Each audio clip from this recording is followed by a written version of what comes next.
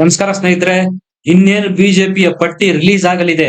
ಸಂಜೆ ಮುಹೂರ್ತ ಫಿಕ್ಸ್ ಮಾಡಿದ್ದಾರೆ ಅಥವಾ ರಾತ್ರಿ ರಿಲೀಸ್ ಆಗುತ್ತೆ.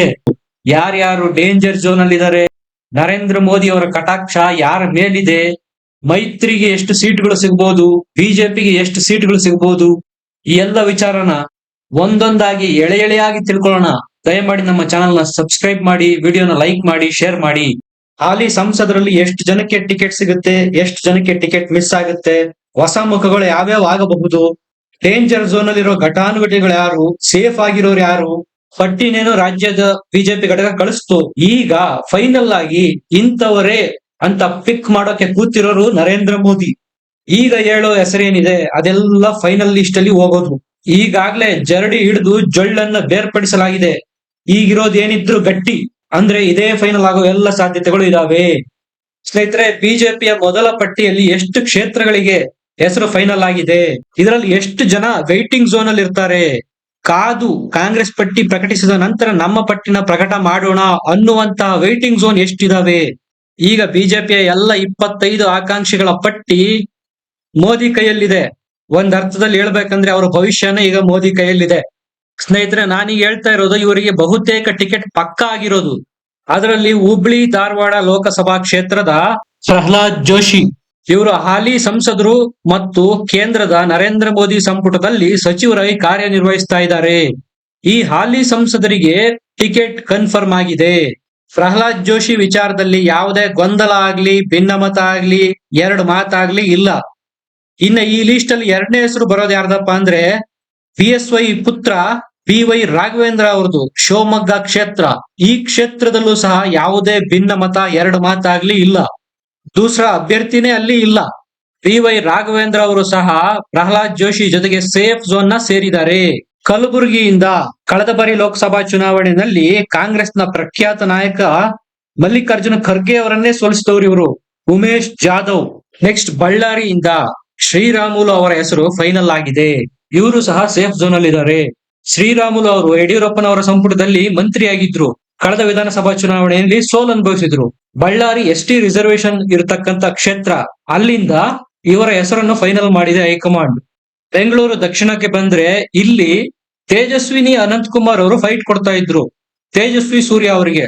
ಆದ್ರೂ ಕೂಡ ಹೈಕಮಾಂಡ್ ನಿರ್ಧಾರ ಮಾಡಿದೆ ತೇಜಸ್ವಿ ಸೂರ್ಯ ಅವರನ್ನೇ ಇಲ್ಲಿಂದನೂ ಕಂಟಿನ್ಯೂ ಮಾಡೋಣ ಅಂತ. ಮೊದಲು ತೇಜಸ್ವಿ ಸೂರ್ಯ ಅವರು ಡೇಂಜರ್ ಝೋನ್ ಅಲ್ಲೇ ಇದ್ರು. ಮೊನ್ನೆ ಅಮಿತ್ ಶಾ ಅವರು ಕರ್ನಾಟಕಕ್ಕೆ ಭೇಟಿ ನೀಡಿ ಹೋದ ನಂತರ ಸೇಫ್ ಝೋನ್ಗೆ ಹೋಗಿದ್ದಾರೆ. ಚಿಕ್ಕೋಡಿ ಕ್ಷೇತ್ರದಲ್ಲಿ ಅಣ್ಣಾ ಸಾಹೇಬ್ ಜೊಲ್ಲೆ ಇವರು ಹಾಲಿ ಸಂಸದರು. ಇವರ ಹೆಸರು ಸಹ ಹೆಚ್ಚು ಕಡಿಮೆ ಫೈನಲ್ ಆಗಿದೆ.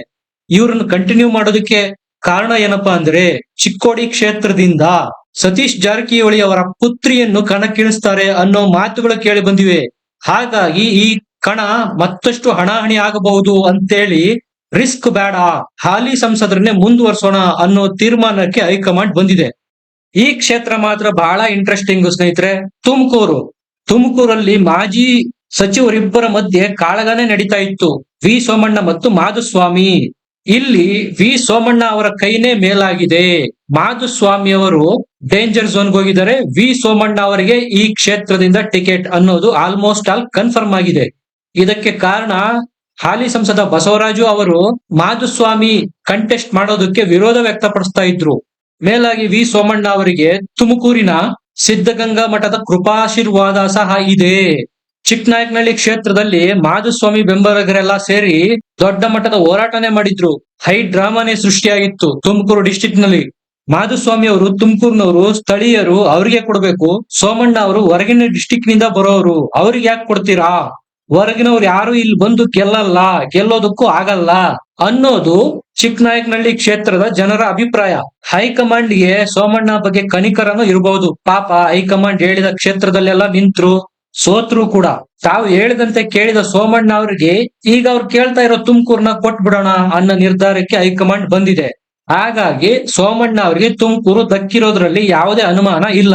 ಆದ್ರೆ ಮಾಧುಸ್ವಾಮಿ ಅವರಿಂದ ಅಲ್ಲಿ ಉಂಟಾಗಬಹುದಾದ ಬಂಡಾಯನ ಶಮನ ಮಾಡಿ ಯಾವ ತರ ಗೆಲ್ತಾರೆ ಅನ್ನೋದು ನೋಡ್ಬೇಕು. ಸ್ನೇಹಿತರೆ, ಇಲ್ಲಿವರೆಗೂ ಸೇಫ್ ಝೋನ್ ಅಲ್ಲಿ ಇದ್ದವರ ಹೆಸರುಗಳನ್ನ ಹೇಳಿದ್ರೆ ಇನ್ ಮುಂದೆ ಯಾರು ಬರ್ತಾರೋ ಅವರೆಲ್ಲ ಡೇಂಜರ್ ಝೋನ್ ಅಲ್ಲಿ ಇರೋರು. ಇವರಿಗೆ ಟಿಕೆಟ್ ಸಿಗೋದು ಬಹುಶಃ ಕಷ್ಟ ಅಂತಾನೆ ಹೇಳಲಾಗ್ತಾ ಇದೆ.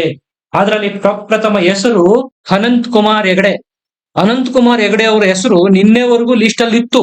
ಯಾವಾಗ ಹೆಗಡೆ ಅವರು ನಿನ್ನೆ ಒಂದು ಸ್ಟೇಟ್ಮೆಂಟ್ ಕೊಟ್ಟರು, ಆ ಸ್ಟೇಟ್ಮೆಂಟ್ ಅವರ ಆಯ್ಕೆಗೆ ಮುಳುವಾಗಿದೆ ಅಂತಾನೆ ಭಾವಿಸಲಾಗ್ತಾ ಇದೆ. ಪದೇ ಪದೇ ಇವರಿಂದ ಪಕ್ಷಕ್ಕೆ ಮುಜುಗರ ಆಗುತ್ತೆ ಅಂತ ನಾಯಕರು ತೀರ್ಮಾನಕ್ಕೆ ಬಂದು ಅನಂತಕುಮಾರ್ ಹೆಗಡೆ ಅವರ ಹೆಸರನ್ನು ಈಗ ಡೇಂಜರ್ ಝೋನ್ಗೆ ಹಾಕಿದ್ದಾರೆ. ಈ ಝೋನ್ಗೆ ಹೋದವರೆಲ್ಲ ಟಿಕೆಟ್ ಸಿಗೋದು ಕಷ್ಟ ಅಲ್ಲ, ಬಹಳಾನೇ ಕಷ್ಟ. ಬೆಂಗಳೂರು ಉತ್ತರದಿಂದ ಟಿ.ವಿ. ಸದಾನಂದ ಗೌಡ್ರು, ಇವ್ರದ್ದು ಸಹ ಡೇಂಜರ್ ಝೋನ್ ಅಲ್ಲಿ ಇದೆ. ನೋ ಡೌಟ್, ಸದಾನಂದ ಗೌಡ್ರು ಆ ಕ್ಷೇತ್ರದಲ್ಲಿ ಒಬ್ಬ ಪ್ರಬಲ ಕ್ಯಾಂಡಿಡೇಟ್. ಸದಾನಂದ ಗೌಡ್ರನ್ನ ಅಲ್ಲಿಂದ ಬದಲಿಸಿ ಬೇರೆ ಹೊಸ ಮುಖ ತರಬೇಕು ಅನ್ನೋದು ಬಿಜೆಪಿ ಪ್ಲಾನ್. ಹಾಗಾಗಿ ಇವರನ್ನು ಸಹ ಡೇಂಜರ್ ಝೋನ್ಗೆ ತಳ್ಳಿದೆ. 2 ದಿವಸದಿಂದ ಎಲ್ಲ ಕಡೆ ಕೇಳ ಬರ್ತಾ ಇದೆ, ಮೈಸೂರಿನಿಂದ ಪ್ರತಾಪ್ ಸಿಂಹರು ಸಹ ಈಗ ಡೇಂಜರ್ ಝೋನ್ ಅಲ್ಲೇ ಇದ್ದಾರೆ ಅಂತ ಹೇಳಲಾಗ್ತಾ ಇದೆ. ಸ್ನೇಹಿತರೆ, ಈ ಕ್ಷೇತ್ರದಿಂದ ಒಡೆಯರ್ಗೆ ಟಿಕೆಟ್ ಆಲ್ಮೋಸ್ಟ್ ಕನ್ಫರ್ಮ್ ಆಗಿದೆ ಅನ್ನೋ ಮಾಹಿತಿಗಳೇ ಇದಾವೆ. ಪ್ರತಾಪ್ ಸಿಂಹರ ನಿರ್ಧಾರ ಏನಾಗಿರುತ್ತೆ ಅನ್ನೋದನ್ನ ಕಾದು ನೋಡ್ಬೇಕು. ಇನ್ನ ಬೀದರ್ನ ಭಗವಂತ್ ಖೂಬಾ ಅವರ ನೆಗೆಟಿವ್ ಏನಪ್ಪಾ ಅಂದ್ರೆ, ಸ್ಥಳೀಯರೇ ಅವರಿಗೆ ಆಪೋಸ್ ಮಾಡ್ತಾ ಇದ್ದಾರೆ. ಅಲ್ಲಿಯ ಶಾಸಕರನ್ನ ಖೂಬಾ ಅವರು ವಿಶ್ವಾಸಕ್ಕೆ ತೆಗೆದುಕೊಳ್ಳುವುದರಲ್ಲಿ ವಿಫಲರಾಗಿದ್ದಾರೆ. ಇದೇ ಅವರಿಗೆ ಡೇಂಜರ್ ಝೋನ್ಗೆ ತಳ್ಳಿದೆ. ಪ್ರಭು ಚೌಹಾಣ್ ಆಗಿರ್ಬೋದು, ಶರಣು ಸಲಗಾರ್ ಆಗಿರ್ಬೋದು, ಈ ಎಲ್ಲ ಶಾಸಕರು ಅವರಿಗೆ ಆಪೋಸ್ ಮಾಡ್ತಾ ಇದ್ದಾರೆ. ಭಗವಂತ್ ಖೂಬಾ ಕೇಂದ್ರದಲ್ಲಿ ಸಚಿವರಾಗಿ ಕಾರ್ಯನಿರ್ವಹಿಸ್ತಾ ಇದ್ದಾರೆ. ಹಂಗಿದ್ರೂ ಕೂಡ ಡೇಂಜರ್ ಝೋನ್ ಅಲ್ಲಿ ಇರಬೇಕಾದ ಪರಿಸ್ಥಿತಿ ಇದೆ. ಇನ್ನ ಚಿತ್ರದುರ್ಗದ ನಾರಾಯಣ ಸ್ವಾಮಿ ಸಹ ಡೇಂಜರ್ ಝೋನ್ಗೆ ಹೋಗಿದ್ದಾರೆ. ಆ ಕ್ಷೇತ್ರಕ್ಕೆ ಬಿಜೆಪಿ ಅವ್ರ ಪ್ಲಾನ್ ಏನಪ್ಪಾ ಅಂದ್ರೆ, ಮಾದಾರ ಚೆನ್ನಯ್ಯ ಸ್ವಾಮೀಜಿ ಅವರಿಗೆ ಟಿಕೆಟ್ ಕೊಡಬೇಕು ಅನ್ನೋದು. ಸ್ವಾಮೀಜಿ ಅವರ ಹೆಸರು ನಿನ್ನೆ ಮೊನ್ನೆ ತನಕ ಇರ್ಲೇ ಇಲ್ಲ, ದಿಢೀರ್ ಅಂತ ಪ್ರತ್ಯಕ್ಷ ಆಗಿದೆ. ಇವಾಗ ಟಿಕೆಟ್ ಸಿಗೋದು ಬಹುತೇಕ ಖಚಿತ ಅಂತ ಹೇಳಲಾಗ್ತಾ ಇದೆ. ಬೆಳಗಾವಿನಲ್ಲಿ ಮಂಗಳ ಅಂಗಡಿಯವರಿಗೆ ಈ ಸರಿ ಟಿಕೆಟ್ ಮಿಸ್. ಅಲ್ಲಿ ಅವ್ರಿಗೆ ಟಿಕೆಟ್ ಮಿಸ್ ಆದ್ರೂ ಏನೂ ಲಾಸ್ ಆಗಲ್ಲ. ಯಾಕೆ ಅಂದ್ರೆ ಅಲ್ಲಿಗೆ ಜಗದೀಶ್ ಶೆಟ್ಟರ್ನ ತಂದು ಕೂರಿಸ್ಬೇಕು ಅಂತ ಹೈಕಮಾಂಡ್ ನಿರ್ಧಾರ ಮಾಡಿದೆ. ಜಗದೀಶ್ ಶೆಟ್ಟರ್ ಅವರು ಸಹ ಮಂಗಳ ಅಂಗಡಿಯವರ ಕುಟುಂಬಕ್ಕೆ ಸೇರೋದ್ರಿಂದ ಟಿಕೆಟ್ ನ ಯಾವುದೇ ಲಾಸ್ ಆಗೋದಿಲ್ಲ. ಕೊಪ್ಪಳ ಕ್ಷೇತ್ರದಲ್ಲಿ ಹಾಲಿ ಸಂಸದರು ಕರಡಿ ಸಂಗಣ್ಣ ಇದ್ದಾರೆ, ಅವರು ಸಹ ಟಿಕೆಟ್ ಮಿಸ್ ಆಗೋ ಎಲ್ಲ ಲಕ್ಷಣಗಳು ಕಾಣ್ತಾ ಇದೆ. ರಾಯಚೂರಿನಿಂದ ಅಮರೇಶ್ ನಾಯಕರಿಗೂ ಸಹ ಟಿಕೆಟ್ ಮಿಸ್ ಆಗಬಹುದು. ಇನ್ನೊಂದು ಅಚ್ಚರಿಯ ಹೆಸರು ಯಾವ್ದಪ್ಪ ಅಂದ್ರೆ ರಮೇಶ್ ಜಿಗಜಿಣಗಿ ವಿಜಯಪುರದಿಂದ, ಇವರನ್ನು ಸಹ ಡೇಂಜರ್ ಝೋನ್ಗೆ ಹಾಕ್ಬಿಟ್ಟಿದ್ದಾರೆ. ಬಾಗಲಕೋಟೆಯಿಂದ ಪಿ.ಸಿ. ಗದ್ದಿಗೌಡರ್, ಇವರು ಸಹ ಡೇಂಜರ್ ಝೋನ್. ಇನ್ನ ಇಬ್ರು ಅಭ್ಯರ್ಥಿಗಳಿದ್ದಾರೆ, ಒಂದು ಹಾವೇರಿಗೆ ಸಂಬಂಧಪಟ್ಟಂತೆ, ಇನ್ನೊಂದು ಉಡುಪಿ ಚಿಕ್ಕಮಗಳೂರು ಸಂಬಂಧಪಟ್ಟಂತೆ. ಈ 2 ಕ್ಷೇತ್ರಗಳಿಗೆ ಸಂಬಂಧಪಟ್ಟಂತೆ ಯಾವುದೇ ನಿರ್ಧಾರ ತೆಗೆದುಕೊಳ್ಳುವಲ್ಲಿ ಹೈಕಮಾಂಡ್ ಇದುವರೆಗೂ ಸಕ್ಸಸ್ ಆಗಿಲ್ಲ. ಕಾರಣಗಳು ಅನೇಕ ಇದಾವೆ. ಉಡುಪಿ ಚಿಕ್ಕಮಗಳೂರು ಕ್ಷೇತ್ರಕ್ಕೆ ಸಂಬಂಧಪಟ್ಟಂತೆ ಈಗ ನಾವು ಆಲ್ರೆಡಿ ಹೇಳಿರೋದ್ ಪ್ರಕಾರ ಸ್ಥಳೀಯ ನಾಯಕರು ಪತ್ರ ಚಳುವಳಿನೇ ಮಾಡಿದ್ರು, ಗೋ ಬ್ಯಾಕ್ ಶೋಭಾ ಅನ್ನೋ ಅಭಿಯಾನಗಳನ್ನೇ ಮಾಡ್ತಾ ಇದ್ರು. ಶೋಭಾ ಕರಂದ್ಲಾಜೆ ಅವರಿಗೆ ನೆಗೆಟಿವ್ ಆಗಿ ಪರಿಣಮಿಸಿವೆ. ಆದ್ರೆ BSY ಅವರ ಕೃಪಾ ಕಟಾಕ್ಷ ಅವರ ಬೆನ್ನಿಗಿರೋದ್ರಿಂದ ಅವರು ವೇಟಿಂಗ್ ಲಿಸ್ಟ್ ಅಲ್ಲಾದ್ರೂ ಇದ್ದಾರೆ. ಮುಂದೆ ಸೇಫ್ ಝೋನಿಗೆ ಬರ್ಬೋದು ಅಥವಾ ಬರ್ದೇನು ಇರಬಹುದು. ಇನ್ನೊಂದು ಕ್ಷೇತ್ರ ಯಾವ್ದಪ್ಪ ಅಂದ್ರೆ ಅದು ಹಾವೇರಿ ಕ್ಷೇತ್ರ. ಇಲ್ಲಿ ಇಷ್ಟು ದಿವಸ ಅಖಾಡದಲ್ಲೇ ಇಲ್ಲದೆ ಇದ್ದಂತಹ ಬಸವರಾಜ ಬೊಮ್ಮಾಯಿ ಅವರು ದಿಢೀರ್ ಅಂತ ಪ್ರತ್ಯಕ್ಷ ಆಗ್ಬಿಟ್ಟಿದ್ದಾರೆ, ನನಗೆ ಟಿಕೆಟ್ ಕೊಡಿ ಅಂತ. ಈಗ ಬಂದಿರೋದು ಪೀಕ್ಲಾಟ. ವರ್ಷದಿಂದ ಆ ಕ್ಷೇತ್ರದಲ್ಲಿ ಓಡಾಟ ನಡೆಸ್ತಾ ಇರೋ ಕಾಂತೇಶ್ ಅವರಿಗೆ ಏನ್ ಮಾಡುತ್ತೆ ಹೈಕಮಾಂಡ್ ಅನ್ನೋದು ಕ್ವಶನ್ ಮಾರ್ಕ್.